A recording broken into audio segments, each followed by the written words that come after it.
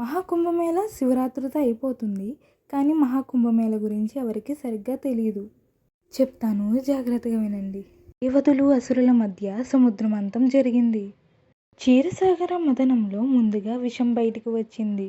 విషం భూమి మీద పడితే చాలా ప్రమాదమని దేవతలు అందరూ కలిసి మహాదేవుణ్ణి ప్రార్థిస్తారు. శివుడు ప్రత్యక్షమై ఆ విషాన్ని తాగుతాడు. ఆయనకి నీలకంఠుడు అనే పేరు కూడా వచ్చింది. యుద్ధంలో చాలా విలువైన వస్తువులు బయటికి వచ్చాయి.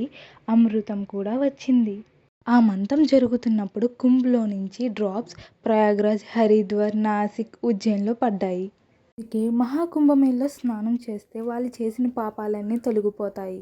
5 సంవత్సరాలకి అర్ధకుంభ్, 12 సంవత్సరాలకి పూర్ణకుంభ్, లాస్ట్ 144 సంవత్సరాలకి మహాకుంభమేళ జరుగుతుంది. కుంభమేళ ఇంకా శివరాత్రితో అయిపోతుంది. ఈ వీడియో మీకు నచ్చితే మన ఛానల్ని సబ్స్క్రైబ్ చేసుకోండి.